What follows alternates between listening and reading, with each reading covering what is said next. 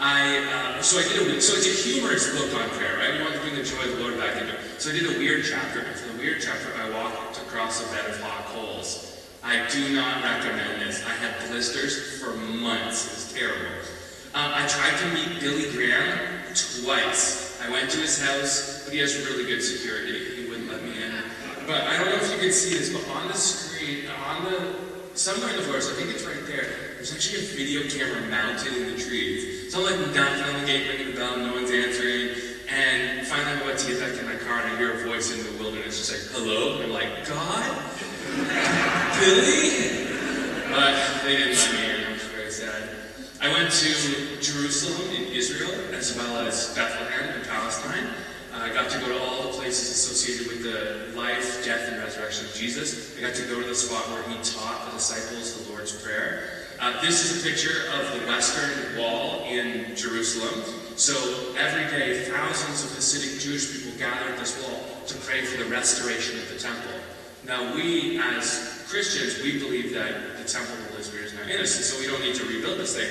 But to give you an idea of how big Solomon's temple was, this is 1/8 of the retaining wall underneath the temple.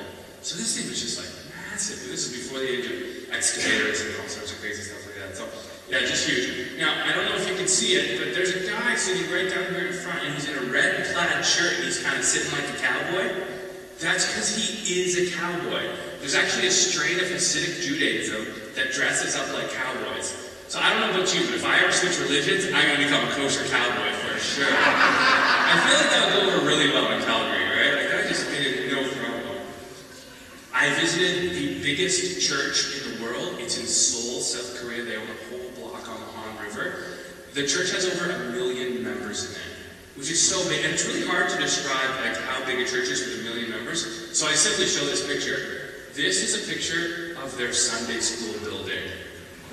Can you imagine 12 stories of children? That's terrifying. So we did a Catholic chapter, and I figured, okay, if we're going to do a chapter on Catholicism, I might as well try to speak to the man in charge. So somehow, we still don't know how it happened, but we ended up being granted an audience with Pope Francis and got to have lunch at the Vatican. And what's really fun is they actually fold the napkins like his funky hat. I didn't even do that. That's like how they do it. So anyways, we got to hang out with Pope Francis for a bit. We went to Avila in Spain, where Teresa of Avila was from, as well as John of the Cross. Who's ever heard of a poem called The Dark Night of the Soul? Okay, a couple people. So the Christian life is beautiful, but it's not easy. And John of the Cross knew this more than most people. He was actually in prison for his faith. He was brought out daily for flogging. And he was fed scraps of fish and water. And he was just horrible situation. He wrote this poem in his really hard time in his faith. And then eventually he prayed for strength and ripped the door off of his cell, which is kind of awesome. So we went there. Put up your hand if you've ever heard of a book called The Practice of the Presence of God by Brother Lawrence. Okay, some more people. So there was a monk about 300 years ago, and he was a cook in a monastery in France.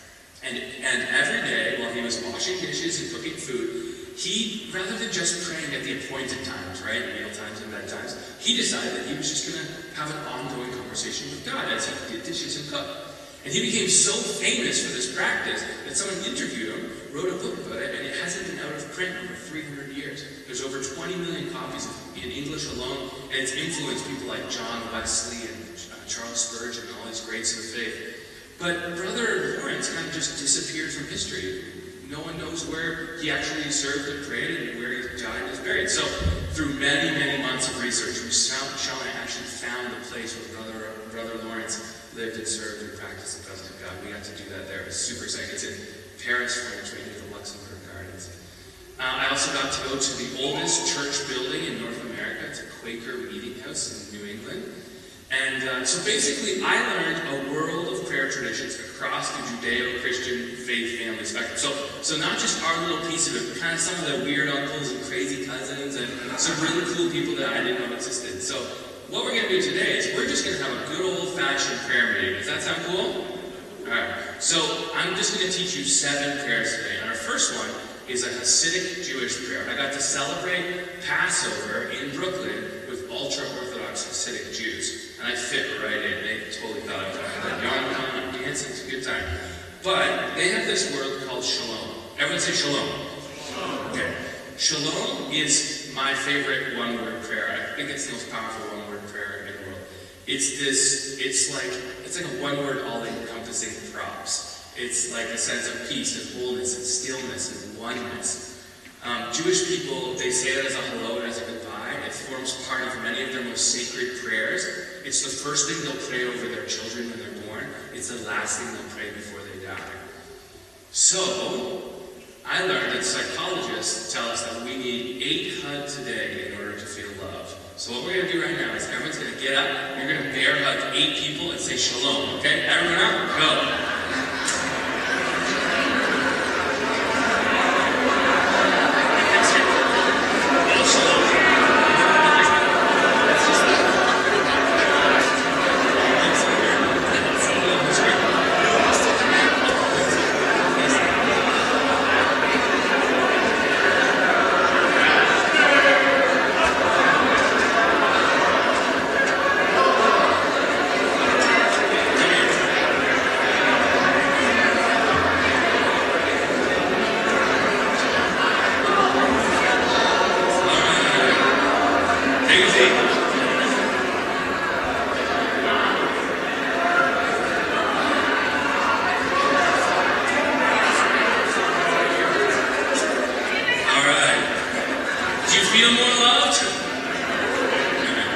You can always tell who the introverts are. They're like, don't touch me!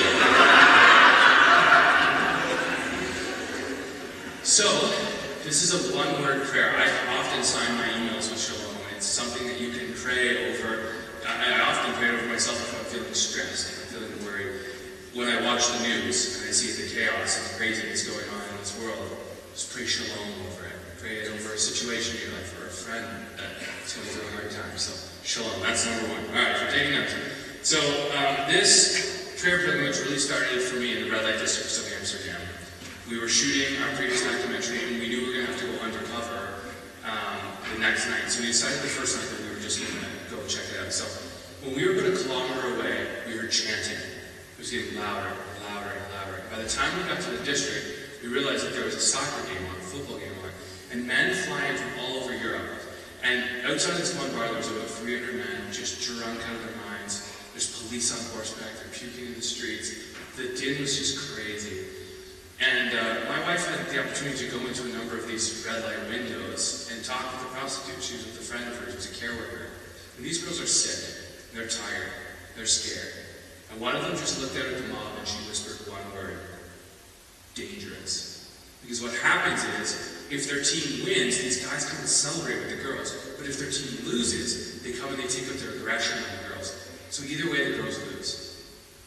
In the middle of Amsterdam, in the middle of the red light district, is the oldest building in Amsterdam. It's an 800-year-old church. And every hour on the hour, the church bells ring, and men are abusing women to the soundtrack of church bells. And I stood in the middle of this, and I was completely overwhelmed. And I just said, God, I need your power and prayer to end this. And that's how this journey started. Later on in our trip, we got to go to London, England, and I got to go to the home of John Wesley. Put up your hand if you've ever heard of John Wesley.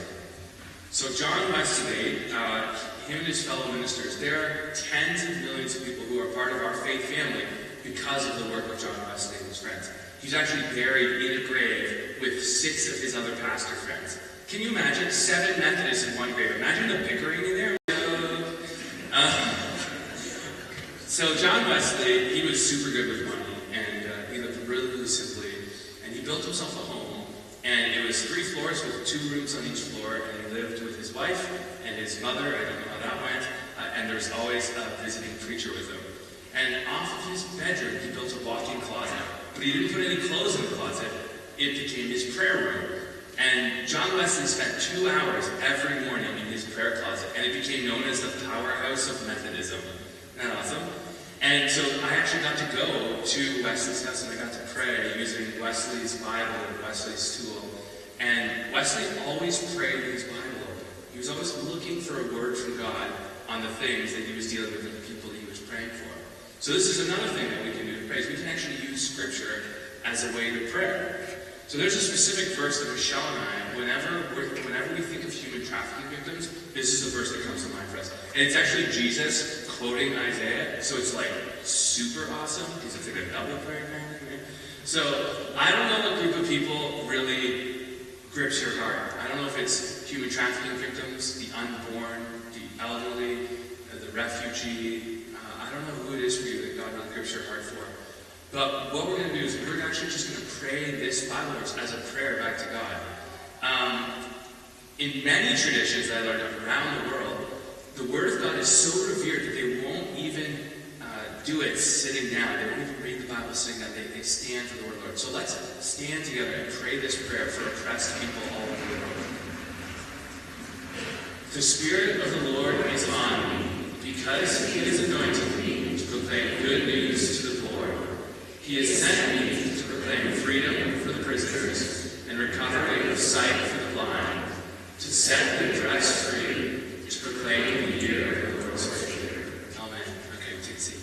So that's prayer number 2. As you're reading through the Bible, and you come across a verse that kind of, sort of sounds like a prayer, you can take that and pray that as a prayer back to God. So that's number 2. Number 3. I had a chance to visit a place 3 hours east of Paris called Taizé. Taizé is an ecumenical prayer community, which means there's Catholics, Orthodox, Protestants, people from all together for the sake of unity and prayer. Taizé was started by this guy. His name is Brother Roger. Brother Roger was 25 years old when World War II started. He was living in Switzerland at the time. And Brother Roger decided that Switzerland was too safe a place for any Christian to be during a time of war. God bless him. So he got on a bicycle and he started cycling.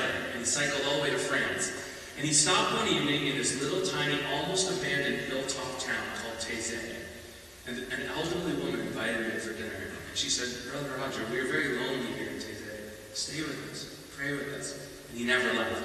As the war continued on, he became part of getting Jewish refugees escape from Nazi Holocaust persecution. After the war, he started serving German prisoners of war. It didn't matter who you were, if you needed help, Brother Roger was there for you. By Easter of 1949, 7 brothers had joined him, and they actually exchanged rings, vows of celibacy and commitment to God and each other for the sake of the gospel and prayer. By the summer of '69, the summer of love, the hippie revolution, the kind of the Woodstock summer, young people started visiting Taizé in droves. And today, over 100,000 young people visit Taizé every year. It's not really well known here in North America, but it's huge in Europe. So Michelle and I went, we were 28 at the time, and we were like super old at 28, because it's literally just high schoolers and college kids, and none of them are on their cell phones. It's like a miracle. It's amazing. And we would pray 3 times a day, before breakfast, before lunch, and after dinner. And each time of prayer started with 10 minutes of silence. And they did that based on a quote by Brother Roger, which is this: maintain inner silence in all things so as to dwell with Christ.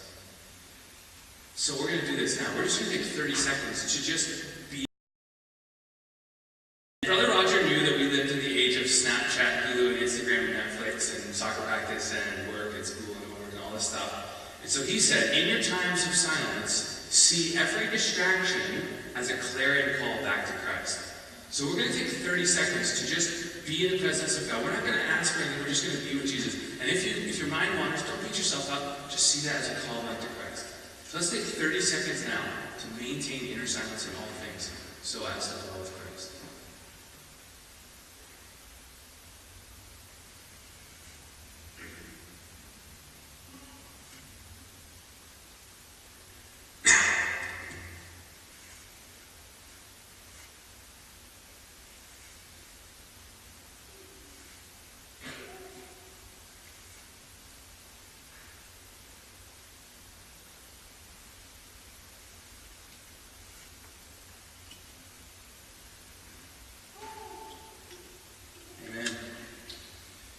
Brother Roger was murdered during evening prayer service at Taizé. There was about 2,000 teenagers in the room. A 36-year-old woman with broken monks apprehended her. A couple of the other monks rushed him out of the room. He died about 10 minutes later. But Roger had taught the brothers that the prayers must never stop at Taizé. So another to God, all you people, sing praises to God.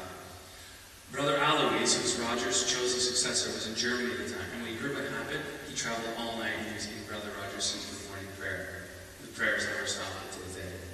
I've had the opportunity to talk with Brother Alois, and he said, "Please do not think that we are prayer experts here at Teze. We are like little babies talking to our Father." I was like, "Oh, if you're a little baby, like, what am I?"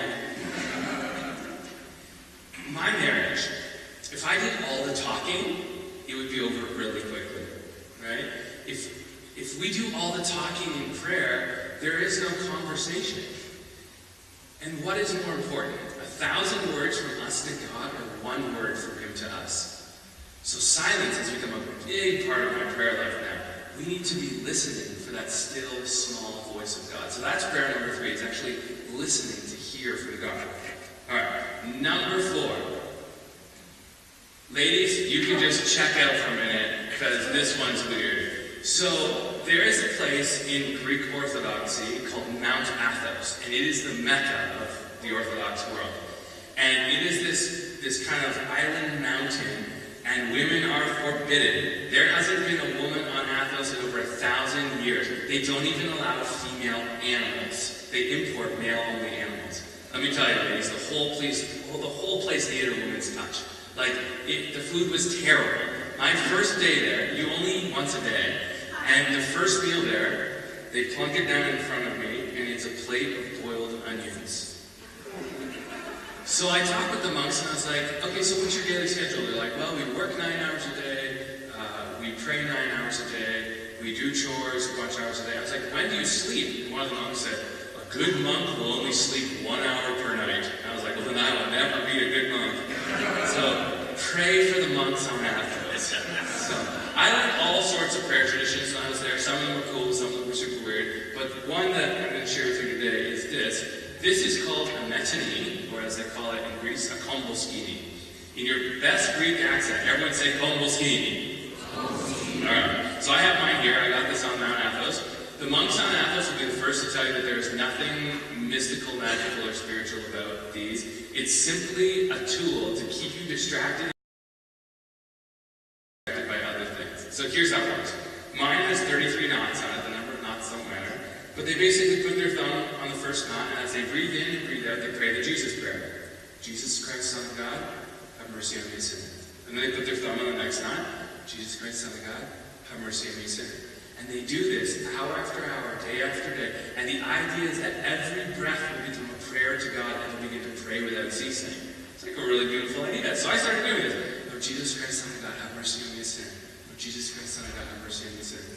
But pretty soon I was like depressed. I was like, "Oh, Jesus, I suck so bad. I'm such a loser. Oh, I need mercy," right? So I changed it. Don't tell the monks on Athos, but I changed their prayer. So here's what I changed it to. I changed it to, "Jesus Christ, Son of God, have mercy on me, a sinner. Jesus Christ, Son of God, have favor on me, a son." Because I'm not just asking for mercy anymore. I'm asking for favor. I've been adopted into His family, so there's so much more now. So, I understand that none of you have komboskinis on you. So if you have buttons on your shirt or fingers on your hand, you can pray this prayer. So we're going to do this. We're going to do this once together, and you should breathe in and breathe out so loud that I can hear it. Okay? So let's do this. 3, 2, 1. "Jesus Christ, Son of God, have mercy on me, a sinner. Jesus Christ, Son of God, have favor on me, a son." Did any of you ladies say son? That happens. That's all right. So the idea here is to find ways to attach the physical to the spiritual. So you could pray the Jesus prayer, or my version of the Jesus prayer. You could make up your own prayer, or you could find a Bible verse that you really like, and you could begin to pray that without ceasing. Find ways to attach physicality to spirituality. So my sister, she's a marathon runner. Pray for those people. They're crazy. But my sister runs marathons, and I taught her this prayer. She's like, "I'm going to use that for my trials." So to keep her breath in sync as she's running, she prays for mercy and favor. I have another friend who I taught this prayer when she was 8 months pregnant. She said, "I'm going to do that when I go into labor." So as she's practicing, as she's doing her breathing, she goes into labor. She actually brought her son into the world, asking God for mercy and favor, which is super cool. So find ways to attach the physical to spiritual. It doesn't have to be breathing. So for example, when you get out of bed in the morning, as soon as your feet hit the ground, say, "God, ground me in your word." As you take a shower, say, "God, cleanse me from all unrighteousness." As you put on your clothes, put on the armor of God. As you drive to work or walk to school, pray about the spiritual journey that you're on. Find ways to attach the physical to the spiritual. Okay, so we're 4 prayers in. And maybe some of these you're like, Jay, that's weird. I'm never doing that. That's perfectly okay. My hope today is that of these 7 prayers, that there's one prayer that helps you connect more with Jesus. That's the whole point. And I learned a world of prayer traditions, and some of them are really weird. I learned one Hasidic Jewish prayer where you must pronounce every single syllable very carefully. Otherwise, God will create and then cripple an angel, and he will hunt you down in life.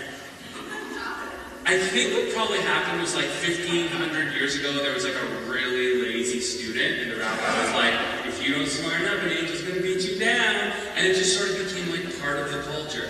So I'm not teaching you that prayer today. My hope is that there's just one prayer that can help you connect with God. As I was preparing this talk, I came across a poster on the internet. It's one of those accessories posters, you know, like it's got like a black outline, and it says like it's got like a picture of a waterfall. It says like perspiration, why bother? Like, you know what I mean, like one of those. So I found one of these, and it's about prayer, and it was so nasty and sarcastic that I had to show it because it's just so delicious. It says this: prayer, a way of doing nothing that feels like accomplishing something. Ooh, that's gross, right? Like, so whoever made this doesn't understand prayer at all. If God is Santa Claus or God is a slot machine, then okay, maybe. But prayer is actually about a relationship. And here's the best way I can describe it. If you have breakfast every day with the president, you're going to get more political. I'm going to have to change it soon to Donald Trump. I don't know why I said his name too. If you have tea every day with the Pope, you're going to get more spiritual. If you have lunch every day with Steven Spielberg, you're going to watch more movies. If you have dinner every night with Bill Gates, you're going to get better at managing your money. I wanted to become an author when I grew up, so I flew across the country to Vancouver Island, and I interned with one of my favorite authors. Lo and behold, I became an author. Because what happens is, you become like the people you hang out with. So if you spend time with Jesus in prayer, you become more like Jesus. So when someone says prayer, a way of doing nothing that feels like accomplishing something, that's sort of like saying, talking to your spouse, a way of doing nothing that feels like accomplishing something. No, that's called marriage. Or even better, playing with your children, a way of doing nothing that feels like accomplishing something. No, that's called parenting. We become more like Jesus when we spend time with him in prayer. So it's not like Jesus needs our prayers. We need Jesus. I met a man on my journey. His name was Pete Greig, and he's the founder of an organization called 24/7 Prayer. They have prayer rooms that are going 24 hours a day, 7 days a week in countries all over the world. He's also the prayer pastor at a church called Holy Trinity Brompton. Who's ever heard of the Alpha Course? Okay, so it was started at his church. And Pete told me the story of a bishop friend of his who, every day, the guy's son comes home and the son flops down on his dad's couch. For the first 10 minutes, he doesn't say anything. He just hangs out with his dad. And eventually, he asks for car keys and money for the mall and food. But for the first 10 minutes, he just hangs out with his dad. And this guy told Pete that was his absolute favorite time with his son. I have another confession to make. Prayer for me used to be about asking for car keys and money for the mall. It wasn't about hanging out with dad. So my hope here today is that with these 7 prayers, that there's one that helps you just spend more time with dad. That's our goal. Okay. Prayer number 5. Put up your hand if you've ever heard of a place called Westboro Baptist Church. Okay. For those of you who don't know, it's the happiest place on earth. I'm kidding. It's Disney World, I think. I think that's a trademark.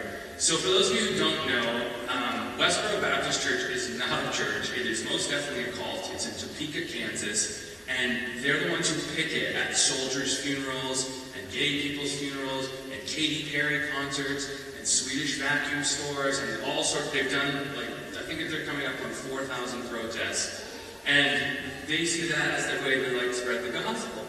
So I was like, okay, I gotta go to church with these people and, like, learn what they think of prayer. So I went there and I was like, okay, what's your prayer for the world? They were like, that God would destroy the wicked. I was like, yeah, great. Who needs it? Right? Like, just get rid of that. And I said, okay, do you guys like have a prayer meeting? And they're like, well, no, we don't, because we don't see it in Scripture. And I was like, I don't see picketing in Scripture either. But I was just so confused. I'm like, okay, so like, are you really sure that like picketing think is the best way to like spread your message? He was like, oh Jay, we prayerfully consider what we put on all our signs. Signs like gays die, God laughs. Signs like pray for more dead soldiers. I left Westbrook and I was mad.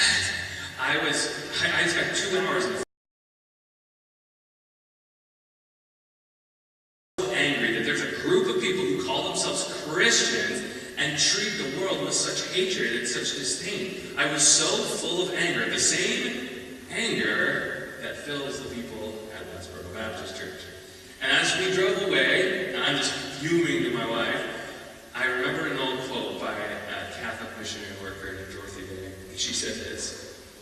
She said, I love God as much as the person I love the least. Is that convicting for anybody?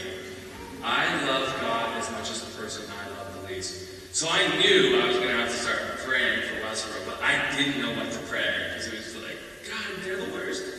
So I learned this really cool Quaker prayer tradition. So what Quakers do is if they've been praying for someone for a long time and they just run out of words to pray, what they do is they picture holding that person in the light of God's grace, and in silence they just hold them there day after day after day, and they say, God, help me to see them as you see them, help me to love them as you love them, do the work that only you can do. And then they just hold that person in the light of God's grace every day, just wait on him in prayer, holding them in the light. So I started doing this at Westboro. And after a couple of weeks, God completely changed the way I view the people at Westboro. It's actually ridiculous, but when they come on TV, all my friends are like, oh, Westboro. I'm like, oh, Westboro. I'm like giddy. Like, if they meet Jesus, they could be a real church someday. Like, they already get influence. Once they understand grace, it's going to be a game changer for them. And to be honest, they're broken. Like, they have a bunch of teenage daughters. They're never going to get married. They're little boys. They have no friends at school. It's a broken situation. And if God invades it, it can be amazing. So that's what I started doing, just hold them in the light. Now, I don't know who's hurt you, who's let you down, who's stabbed you in the back, who's abused you, who's abandoned you. I don't know who is the person in your life that you love the least.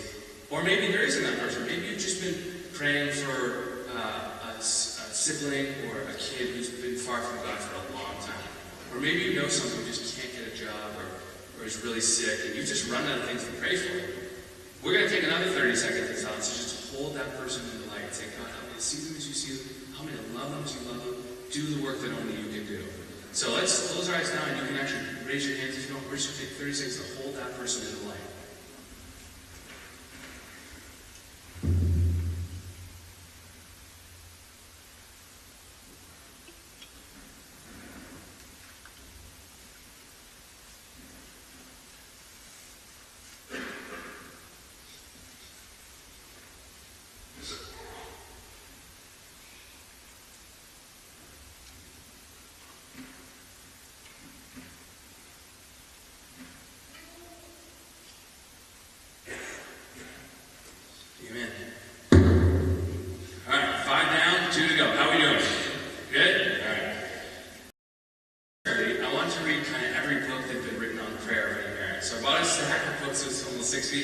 I started counting pages.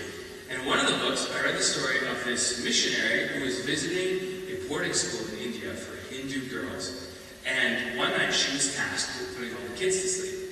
So she's going from 10 to 10, and one girl's candle's still lit. She's like, hey, what are you doing? And the girl's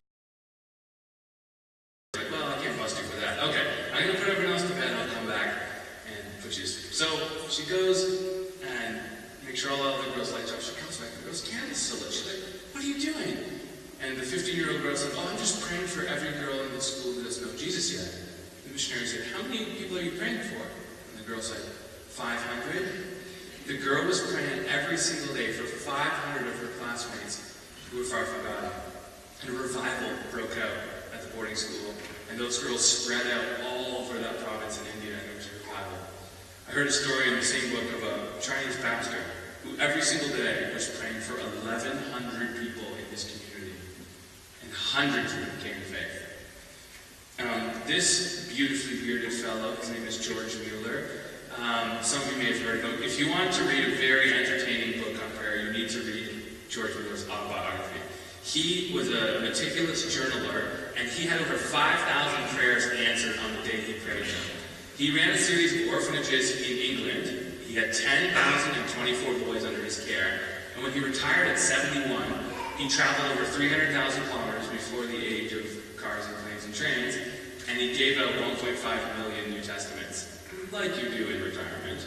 And his journal is hilarious. Like, he'll be like, "Dear God, we need 61 pounds of bread by noon or your children will starve." You wouldn't want your children to starve, would you? And there are literally stories in the book of the kids are sitting at the dining room table, they have already prayed and thanked God for the food, and there is no food coming, and there's a knock at the door, and it's a baker, and he goes, "Hi, God woke me up in the middle of the night and said that his children were going to starve. Do you need 61 pounds of bread?" It's like, "No, they don't have lunch." And there's story after story after story in his autobiography of answered prayers like this. So, George Mueller had 5 friends who were far from God, and he decided that he was going to pray for them every single day until they were one into the family of God. So after a couple of months, his first friend came to Christ. After 10 years, 2 more came to faith. After 25 years, the 4th man came to know Christ. But the 5th man was a holdout, hard life, and Mueller continued to pray for him every single day for 63 years and 8 months. And then one day Mueller died. And before his body was placed in the ground, his 5th friend came to know Christ. I heard that story and I was so inspired that I made a deal with God. Don't make deals with God, but I made a deal with God. I said, "God, I will pray for my friends up to, but not exceeding, 63 years and 8 months. If they're not saved by then, it's on you." So some of you who are in your 50s and 60s and 70s, you might want to make this deal with God because you could live to be like 130 years old. That's a pretty good deal. So you have permission in church right now to pull out your cell phone, pull out a pen and paper, and the question to you is, who are your first 5? This prayer is long-term, gutted-out intercession. Who are 5 people that you know that you want to be part of the family of God? There's a verse that I love in Psalm 2:8. It says, "Ask me, and I will make the nations your inheritance." I don't know about you, but I'm at the point in my life where I definitely don't need stuff. I don't need power or fame or money. All I want is that my friends and family who are far from God to be filled with life in Christ. Who are your first 5 that you would pray for 63 years? As you do that, as you write that list right now, I'm going to tell you a story. I believe that every single person in this room could pray a prayer that could change the course of history. My sister was in the 10th grade. She brought this girl home from school one day, and this girl was trouble. And I was like, "Oh no, bad friend, biker gang, my sister's just gone." I don't know why my brain went on that progression, but my sister had very, very different plans for this relationship. She had a couple of us in the youth group praying for this girl. And a couple months later, this girl came to faith in Christ. So, we started praying for this girl's brother, because he was really far from God. And a few months later, he came to faith. Then we started praying for his girlfriend. She was like really far from God. A few months later, she came to faith. Then we started praying for that guy's best friend, because he was like really, really far from God. A few months later, he came to faith.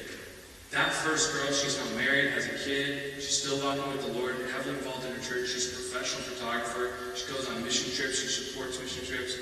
Her brother, he went through school. He planted a church. He's married, has a kid. His girlfriend, now his ex-girlfriend, she is a tour manager with Christian bands. Takes bands all over North America.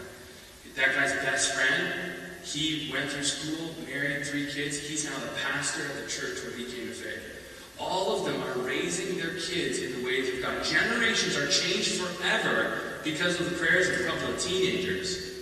So when I say I believe that each of you could pray the prayer that could change the course of history, I'm meaning it because I've seen it.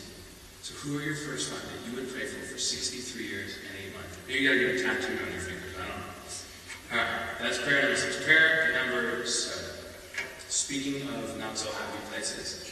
For my year of living prayerfully, I went to North Korea. North Korea has been rated the most dangerous place on earth for Christians 13 years in a row. There are over 200,000 people in Nazi Gulag concentration camps in North Korea.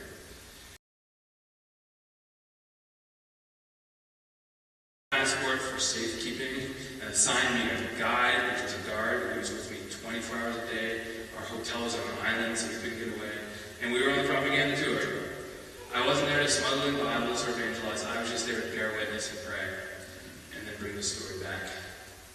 There is a tradition in North Korea on New Year's Day that if you are a party faithful, and if you live in North Korea, you are a party faithful, that you will go and bow before the dead bodies of the emperors. This is called Kemsusan Palace of the Sun. They've spent over $100 million on it in the last 10 years, despite the fact that over 1 million Korean citizens have starved to death in the last 30.